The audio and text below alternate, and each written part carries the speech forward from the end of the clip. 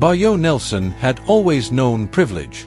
As the only son of Chief Nelson, one of Lagos's wealthiest businessmen, Bayo enjoyed luxuries others could only dream of.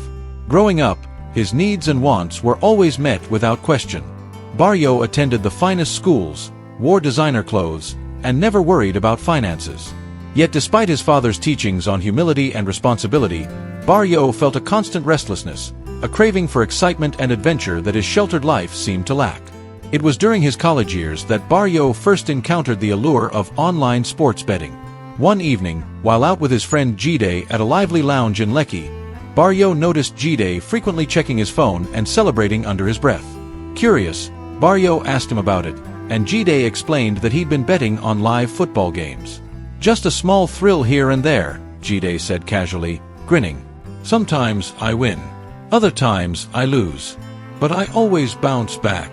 Intrigued, Bayo asked Jide to show him how it worked. He watched as Jide predicted outcomes, placed a few small bets, and even won a decent amount by the end of the night.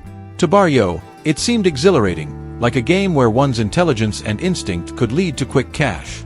And beyond the excitement, it held a powerful appeal, an opportunity to prove himself, to make money without needing his father's wealth. It seemed like the answer to his search for purpose and self-worth. The very next day, Bayo opened an account on the betting app Jide used.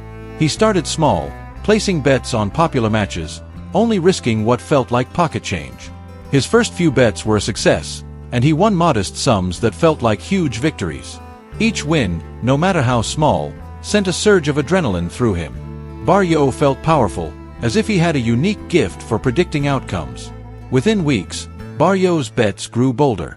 He started following sports statistics religiously, reading articles, and analyzing odds. Betting was no longer a hobby. It became an obsession. His social life started taking a back seat, and he isolated himself, spending nights hunched over his phone or laptop, convinced he was on the brink of a massive win. His friends noticed his absence, and his parents grew concerned. Yet Bayo, fueled by a belief in his special talent, ignored their concerns, convinced he was on the path to independence and success. However, luck, as always, was fleeting. One evening, after placing a high-stakes bet on an underdog team he was convinced would win, Bayo suffered a crushing loss. He stared at his screen in disbelief, his heart pounding as he calculated the money he'd just lost. Instead of accepting defeat, he felt an overwhelming need to chase his losses. He quickly placed another bet, hoping to recover his money. But that, too, ended in disappointment. Fueled by frustration, he entered a vicious cycle of losses, his desperation pushing him to bet even more recklessly. The money he'd won earlier dwindled rapidly, and his bank account emptied faster than he could comprehend. Yet, driven by the hope of a comeback, Bayo started borrowing from friends and acquaintances, offering assurances that he would repay them soon. His debts grew, and he began to dodge calls and texts from friends he couldn't afford to repay. The life of excitement and wealth he had envisioned for himself now felt like a nightmare from which he couldn't wake up. One afternoon, in a desperate bid to reclaim his losses, Bayo made a decision that would haunt him for the rest of his life. He convinced himself that he was on the verge of a winning streak and, fueled by desperation, took drastic action. He accessed the documents for his father's vacation property, a luxurious villa that had been in the family for years. Without hesitation, he signed the property over to a buyer eager to close a quick deal, hoping that a massive win would allow him to buy it back immediately. But his luck had run dry. The final bet that he believed would be his salvation ended in disaster, wiping out every naira he had staked. As the reality of what he'd done sank in, Bayo was overwhelmed by guilt, shame, and a sense of doom. He had gambled away his family's legacy, betraying the trust his parents had placed in him. When Chief Nelson discovered the betrayal, the confrontation was fierce. Bayo faced his father's fury in a way he had never experienced. The usually composed and dignified chief was livid, his voice trembling as he struggled to contain his anger. "How could you do this, Bayo?" he demanded, his voice breaking with hurt and disappointment. "You have brought disgrace upon our family." Bayo's mother stood nearby, silent, tears streaming down her face. Seeing her heartbreak, Bayo felt the full weight of his actions crashing down on him. The pain in his father's eyes, the hurt in his mother's expression, it was almost unbearable. For the first time, he realized the extent of his selfishness and how his addiction had destroyed everything he held dear. The news of his betrayal quickly spread through their community, and Bayo became a pariah. Former friends, neighbors, and family friends distanced themselves. Conversations hushed when he entered a room, and whispers followed him everywhere. He felt the piercing sting of shame and the loneliness of his choices. His reputation was tarnished, and the respect he once enjoyed was replaced with scorn and ridicule. In the marketplace, mothers would clutch their children close, as if Bayo's presence posed a threat. Elderly men shook their heads as he walked by, muttering words of disapproval. The children of his old friends avoided him, knowing the story that had stained his family name.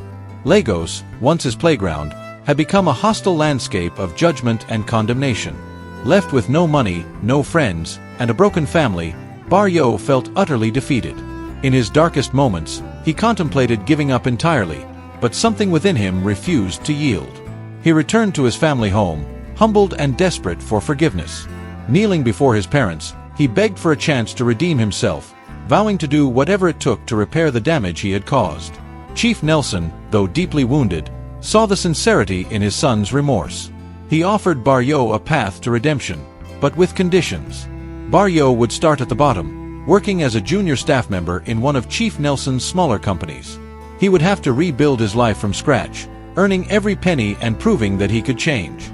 Bayo accepted without hesitation, grateful for the opportunity, even if it meant enduring a difficult and humbling journey. Working at the company was unlike anything Bayo had experienced. He was treated like any other employee, given no special privileges. Each morning, he rose early, joining the throngs of commuters on Lagos's bustling streets. The work was tiring and often menial, but he persevered, determined to make up for his past mistakes. As he adjusted to his new reality, he began to appreciate the value of honest labor, the satisfaction of earning a paycheck through his own efforts. Gradually, Bayo's commitment to change extended beyond his job. He sought ways to reconnect with his family, helping his mother around the house and sharing quiet moments with his father. Though the wounds were deep, the Nelson family began to heal. Bayo's parents noticed his transformation and, slowly, began to trust him again. One evening, Bayo joined his father on their balcony, gazing at the sprawling city lights of Lagos.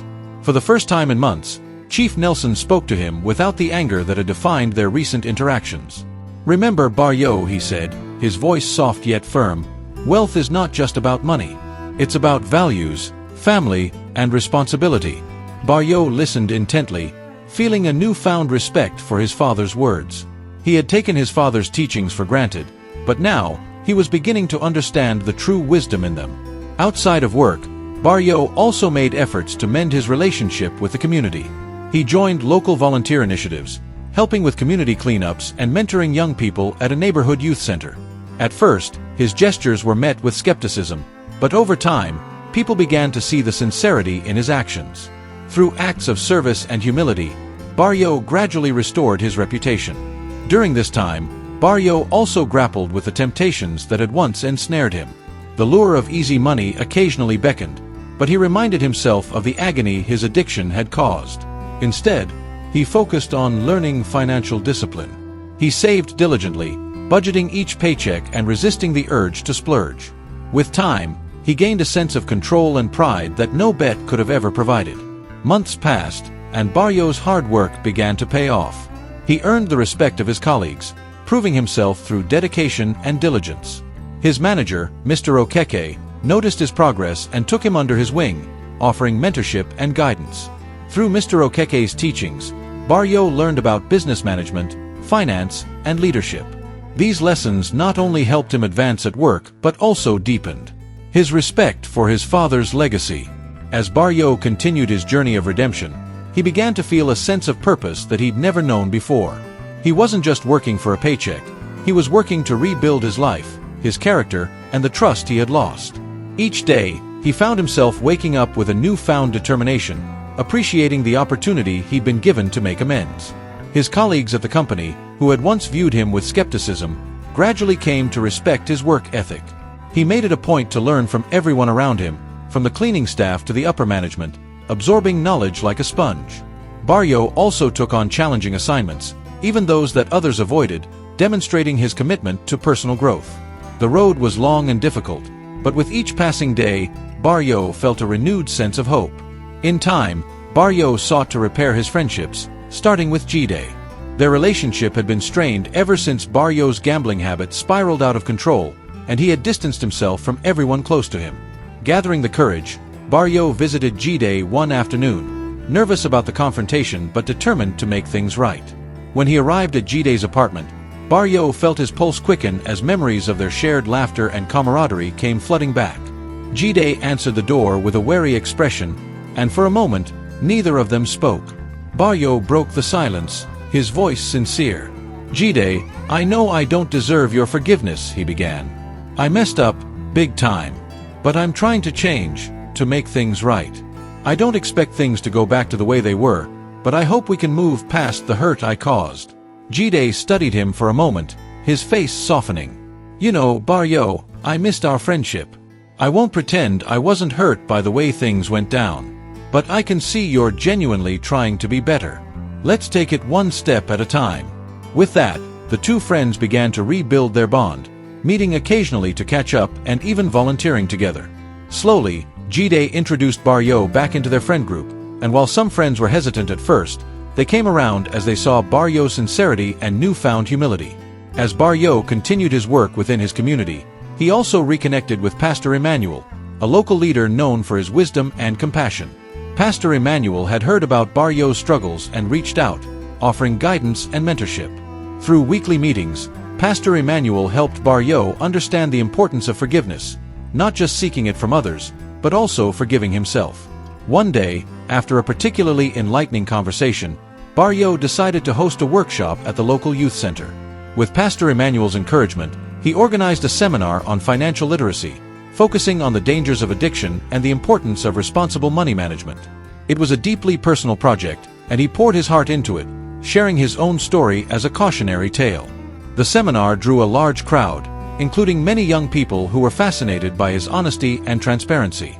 As Bayo spoke about his mistakes and the lessons he'd learned, he could see their expressions shift from skepticism to empathy. At the end of his talk, a young boy approached him, eyes wide with admiration. "Thank you for sharing your story, Mr. Bayo," the boy said shyly. "I was thinking about trying betting, but now I see how dangerous it can be. I want to work hard instead, like you're doing." Humbled and grateful, Bayo felt a warmth he hadn't experienced in a long time. His story had impacted someone's life, preventing them from making the same mistakes. It was a small victory, but for Bayo, it felt monumental. He realized that redemption wasn't just about restoring his own life. It was also about using his experience to help others. Months passed, and Bayo's hard work at his father's company began to pay off. He was promoted to a junior management position, a role that required him to oversee a small team. His father had been observing his progress from afar, noticing the changes in Bayo's character, and finally approached him with a difficult project. Chief Nelson wanted to expand their business into the outskirts of Lagos, a challenging area that required careful planning and negotiation with local stakeholders. "Are you ready for this responsibility, Bayo?" his father asked, his voice even but firm. Bayo met his father's gaze with newfound confidence. "Yes, Dad. I know I made mistakes, but I've learned from them. I'm ready to prove myself." The project proved to be challenging, pushing Bayo to his limits. He faced numerous obstacles, from logistical setbacks to difficult negotiations with local leaders. However, he approached each hurdle with determination and humility, drawing on everything he had learned over the past year. His team respected him, recognizing his commitment, and together they worked tirelessly to bring the project to fruition. When the project was finally completed, Bayo's father attended the opening ceremony. As they walked through the newly built facility, Chief Nelson turned to Bayo, a look of pride in his eyes. "You've made me proud, Bayo," he said quietly. "This is the son I always knew you could be."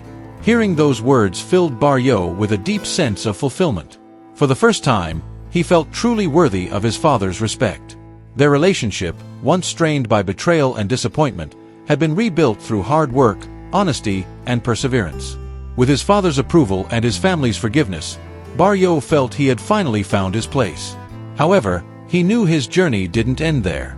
The experiences he had endured, the addiction, the isolation, the painful process of redemption, had given him a deeper understanding of life's complexities and the importance of humility. Inspired by his own journey, Bayo decided to start a foundation focused on helping young people struggling with addiction and financial responsibility. He poured his energy into building the foundation, collaborating with mental health professionals and financial advisors to create resources and support systems for those in need. His work gained recognition, and he was invited to speak at conferences and events, sharing his story as an example of resilience and personal growth. Through his foundation, Bayo met countless young men and women who faced similar struggles. He listened to their stories, offering advice and encouragement. Each success story, each person he helped, became a testament to the power of redemption. In giving back to others, Bayo found a renewed sense of purpose that far surpassed any thrill he had once sought through gambling. Years passed, and Bayo continued to make a difference, not only in his own life but in the lives of others. His family, once fractured by his mistakes, grew closer than ever. He earned the respect of his peers, his community, and, most importantly, himself. Bayo's life, once defined by reckless ambition and self-destruction, had become a beacon of hope and resilience. On his 30th birthday, surrounded by family and friends, Bayo reflected on the journey that had brought him to this moment. He was no longer the restless, privileged young man who had once gambled away his family's legacy. Instead, he was a man who had faced his mistakes, worked tirelessly to make amends, and found a deeper sense of purpose. As he raised his glass in a toast, Bayo felt a profound gratitude for the second chance he had been given. His journey had been painful and humbling, but it had led him to a place of genuine fulfillment and peace. And as he looked around at the faces of those who had stood by him, he knew that he would never take their love and support for granted again. Thanks for watching, and I hope you enjoyed this episode. Kindly share, subscribe, and hit the bell button for more stories like this.